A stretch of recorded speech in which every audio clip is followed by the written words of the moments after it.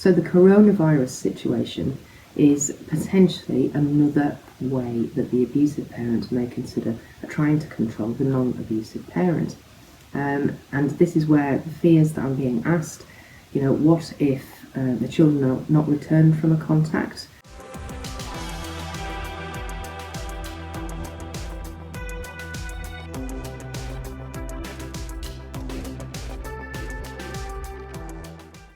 Hello and welcome to this episode of the Survivor Diaries. This episode is considering the impact of coronavirus on family proceedings and also child arrangements when there has and when there has not been domestic abuse.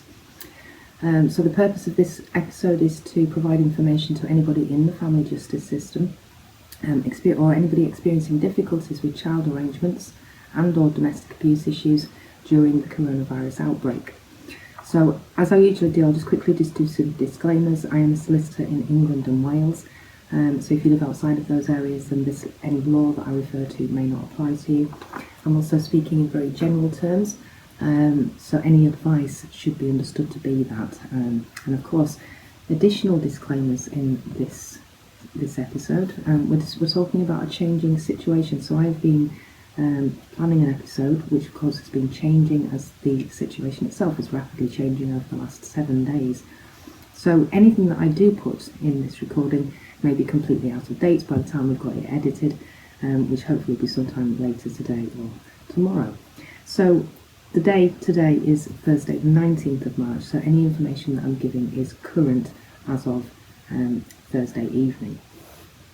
The reason that I'm making this video is because there have been literally just every single person that I've spoken to associated with child arrangements has got a question about the coronavirus and how it impacts. So for example, ranging from people who've got proceedings, that's who this video is for, and the Survivor Diaries is aimed for litigants in person, people who are trying to navigate the way through that system without a lawyer, people who do have a lawyer and are just interested to know what's going on.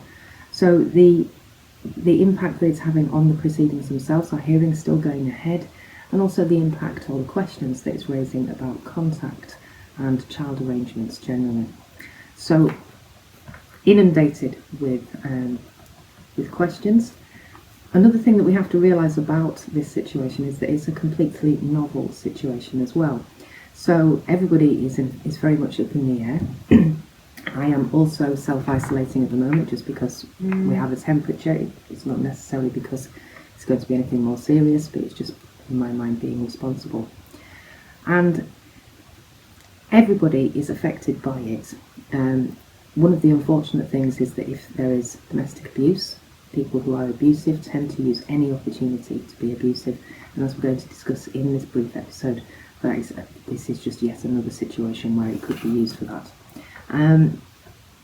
Coming back to the impacts of the coronavirus then, and we're just looking at the current proceedings. So if you have current proceedings, so as of today's date, 19th of March, my understanding at this time of recording is that the courts are open and that hearings are going ahead as timetabled and as planned. Obviously, if you have an order saying that you have to attend court, you should attend court if you can. What you should also do is bear in mind government guidelines. The government guidelines are telling you that you need to self-isolate if you have the symptoms of a temperature or a new persistent cough, for example, and then you have to self-isolate for a period of time. Therefore, following that advice, you would not be able to attend the court. So here's what you do if that is the situation. You would, as soon as you know that you're self-isolating, let the court know. I'm going to put a link to something called the Court Finder website. I think it's Court Serve or Court Finder, but we'll flash that up and we'll put that on the links below so you can get the contact details for your local court.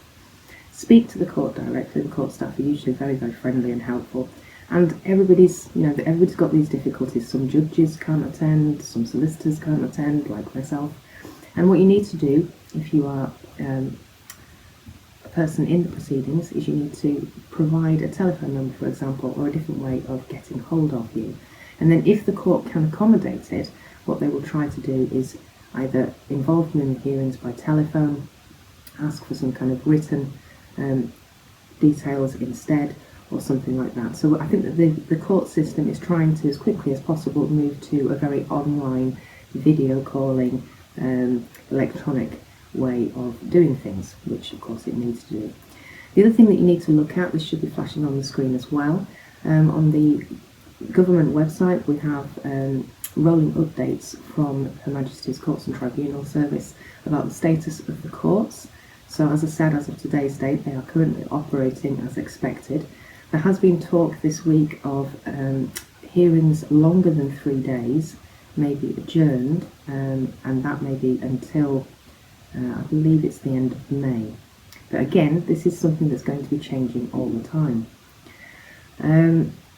This website is where I look on a morning to see if there's any changes that's happening with the local court, to see what's happening generally with the policy in the courts, and checking that the courts are open, for example. Okay, so we've talked about how or what to do if you have court proceedings and you are supposed to attend. It may be, as I said, judges, court staff, CAFCAS officers will also be affected in the same ways, maybe self-isolating. It may be very difficult for people. And what I've found today, from my first telephone hearing today, is that everybody seems to be trying to find a way around it. So, as I said before, the court staff are very helpful. So get in touch if you have proceedings and you know that you're not going to be able to attend. So now we're going to move from there and come on to the difficulties of coronavirus, the current situation, and the questions that are being asked. Very much along the lines of, for example, should contact go ahead? Should contact go ahead with an abusive parent who doesn't believe that the child has an illness, or minimises the child's illness? What if the children aren't returned because they're self-isolating? There's lots of different scenarios, but what I'm going to do to try to assist here is talk about 4 different scenarios. The first 2 are examples of when there's no domestic abuse, and the first of those 2 examples is when there's also no order in place. So no domestic abuse, no order, and what would happen in that situation about child arrangements, contact between the 2 parents. Then we would look at no domestic abuse, but there is an order in place, and what should you do there? Then we start to look at cases where there is domestic abuse, and again we'll look at the situation when there is an order in place and there has been domestic abuse, and also when there is not an order in place and when there has been domestic abuse. So going back to the start then, so this is the absolutely perfect parenting that in the court system we really don't see much of, but it does exist. It's perfect, or pretty near perfect to it, as you can get to it. Pat Craven, the friend, it's the ideal, and it's what the courts look for. Separate episode that I'm going to do. Obviously this is a bit of a priority. So what do the courts expect? They expect this perfect co-parenting arrangement. These parents have never been to court, there's no domestic abuse, the children are probably happy and settled between the parents, and both parents know that the children are safe and well cared for in the other parent's care, and can relax, etc., etc. And I'm guessing that those parents who are already able to sort things out without court and without interventions like that are probably already working out the best thing to do for the benefit of the children. So if it is that they have to isolate with one parent, then the parents are going to assist each other. Separate, instead of doing direct contact, maybe they'll do video contact, or there's lots of different ways of people maintaining contact, especially with the information technology that we have. So they're probably already sorted, and that's an interesting demonstration of what the courts are looking for, that kind of cooperation, working things out, which if you follow my channel you know that cannot happen with an abusive co-parent. So there's the situation if there is no order in place and no domestic abuse. If there is no domestic abuse and there is a child arrangements order in place, then the advice I am expecting would be that the order needs to be complied with, except that you also have to follow the government guidelines. So if you are self-isolating, that probably means that you should not be allowing the contact because you're self-isolating. However, as I said, this is a very novel situation. So Could that be, to a certain extent, I feel like I'm guessing to a certain degree. However, I don't think that a person could be criticised for taking measures aligned with government instructions about what to do in this time of crisis. So if you are protecting children, then and by self-isolating, that's not something that's likely to be held against you in the long term as we move forward. It might be worth noting that it is very important when showing breach of a child arrangements order that a genuine intention to breach the order is shown, and I don't think that following the government guidelines is going to be amounting to that. So breach of order, it's serious, don't get me wrong. It results in fines, compensation, unpaid work and prison. The problem that we've got is that the overlying government suggestions about what needs to happen also need to be followed, and they will take priority. Okay, so I would also expect the court not to be impressed with anybody making false allegations, saying that they're self-isolating when they are not, or in any way this difficult situation that we've got being used in the child arrangements. The courts would not be impressed with that.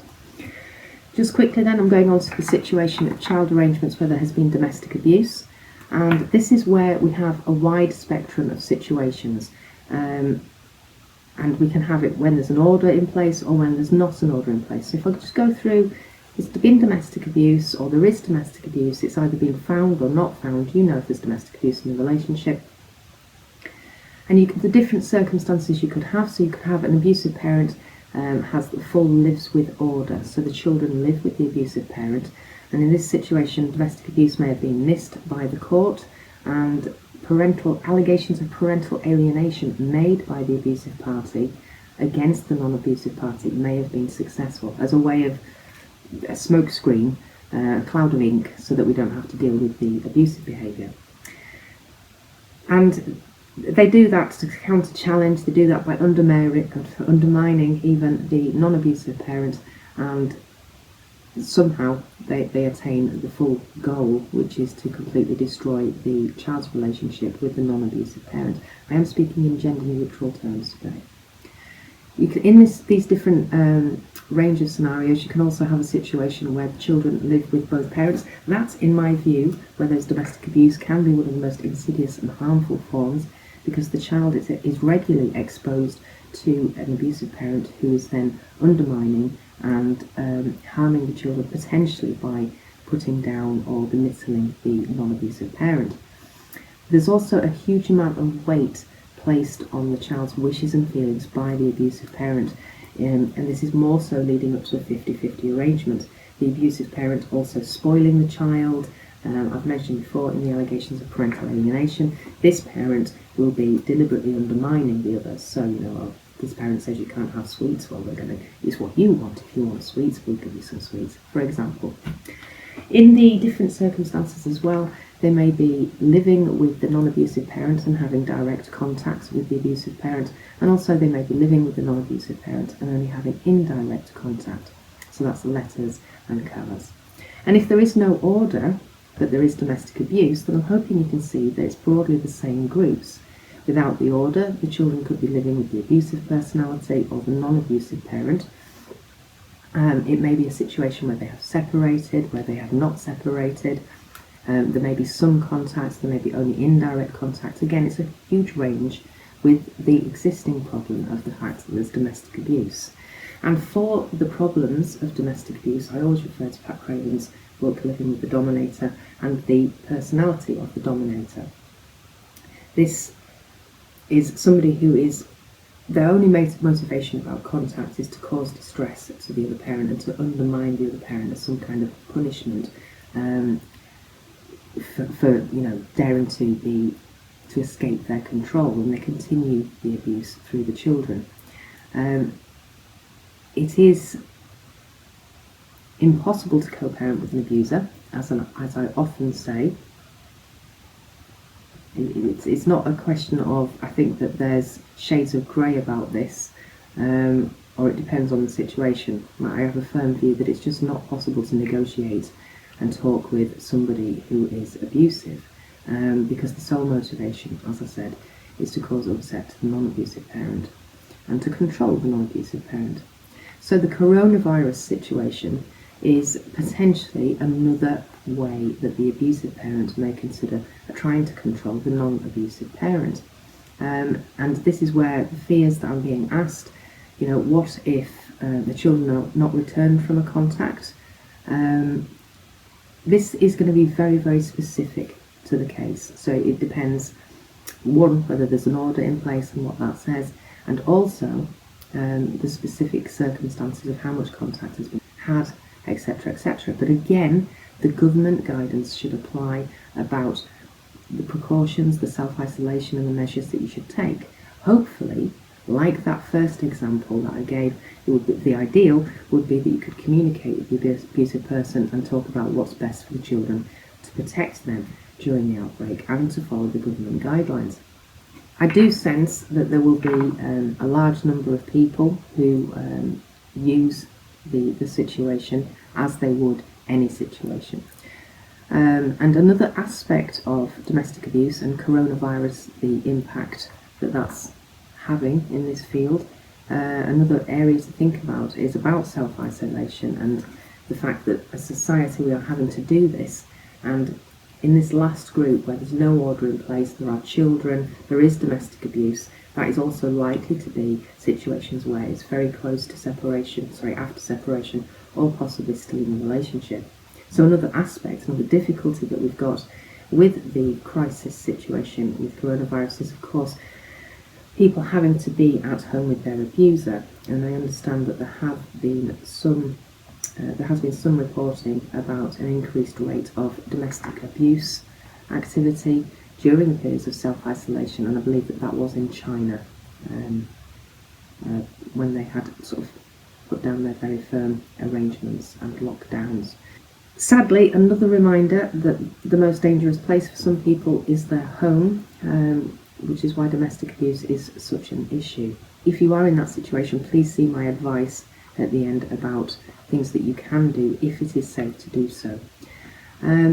Okay, summarising some very general advice then about the way that coronavirus could be impacting on the child arrangements. If there is no domestic abuse, communicate about the situation. Follow orders wherever possible, along with the general government guidance about coronavirus. Consider using video calls in place of direct contact by agreement. And if you have proceedings, check with the updating page of the government website, which is linked below.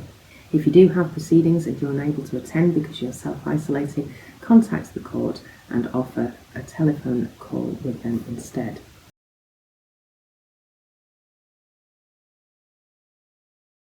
Communicate if possible in writing, and if it's safe to do so, keep a record of all communication and events as you normally would do if you're in a situation like that, and if it's safe to do so. Follow orders wherever possible, along with general government advice about coronavirus. Only use video contact if in place of direct contact, like supervised direct contact or whatever it is, if it is safe to do so. If you have proceedings, again, you're the same, check with the updating page of the government website, which is listed below, and additional information if there is domestic abuse. Use or reconnect with domestic abuse support, so independent domestic violence or abuse advisors, social media groups, friends, people who know your situation, connect with them, talk about them. And finally, again, applicable to domestic abuse in particular, because there is domestic abuse, remember you're probably already quite anxious before all of this anxiety started as well. So it's important especially to be mindful of your mental health. Speak to your GP or health professional for help if needed. And if you have any concerns about that and how that would reflect on child arrangements proceedings, please see our other video, which is mental health and court proceedings. Okay, I'm making a very short video. I hope that that's been useful and informative. As I said, this may be changed by the time we edit it and get it out. Please excuse any coughing or just general rushed editing so that we can get this out as soon as possible. Okay, if you have any questions, please pop them in the comments below or contact us through the email address that Paul will be flashing on the screen now. Thank you very much for watching, and I hope to see you in the next episode and or vlog. Thank you very much, and bye.